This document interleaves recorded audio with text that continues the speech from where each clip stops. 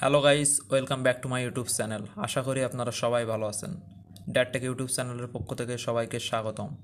তো আজকে আমরা দেখব আমাদের যে জ্যাম্প সফটওয়্যারটি রয়েছে, এখানে আসলে অনেক সময় ইরোর দেখা যায়, যে আনএক্সপেক্টেড যে শাটডাউন ইরোর, এই সমস্যাটি আমরা সবাই সম্মুখীন হয়েছি এবং এই সমস্যাটি আসলে কিভাবে সমাধান করা যায় এটা আজকে আমরা দেখব।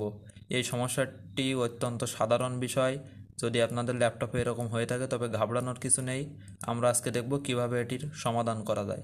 তো প্রথমে আমরা ফাইল ম্যানেজারটি ওপেন করে নেব আমাদের দিস পিসি এর ভিতরে, যেখানে লোকাল ডিস্কের ভিতরে আমাদের জ্যাম সফটওয়্যারটি রয়েছে। এখানে জ্যাম্পে ক্লিক করার পরে যে মাই এসকিউএল রয়েছে এখানে ক্লিক করব।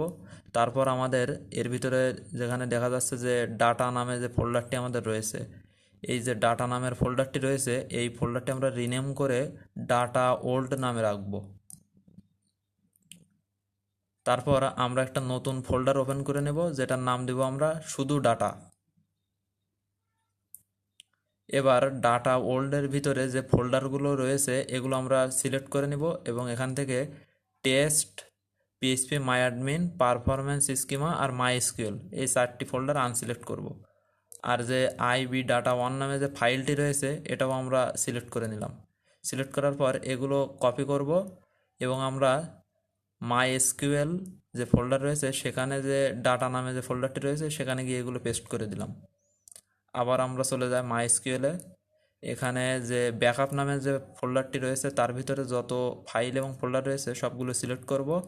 সিলেক্ট করার পর আমাদের যে আইবি ডাটা ওয়ান নামে যে ফোল্ডারটি আমরা আগে নিয়েছি ওটা আনসিলেক্ট করে আবার কপি করব। তারপর সেগুলো আবার মাই এসকিউএল এখানে গিয়ে ডাটা নামে ফোল্ডারটির ভিতরে আবার পেস্ট করে দিলাম। এবার মাইস্কুয়েলে গিয়ে যে ডাটা ওল্ড নামে ফোল্ডারটি রয়েছে এটা আবার আমরা ডিলিট করে দেব। তো এই মোটামুটি আমাদের কাজটা হয়ে গিয়েছে। এবার আমরা যদি আমাদের জ্যাম্প সফটওয়্যারটি যদি আবার ওপেন করি, তবে এখানে যে অ্যাপাচি স্টার্ট করব, মাইস্কুয়েল এটা স্টার্ট করব। এখানে একটু সময় নেবে। এবার স্টার্ট করার পরে যে অ্যাডমিন নামের যে অপশানটি রয়েছে এখানে আমরা ক্লিক করব।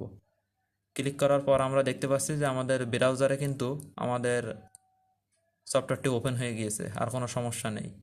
তো এভাবে আপনারা চাইলে অবশ্যই এই সমস্যা সমাধান করতে পারবেন। তো এই ছিল সবশেষ।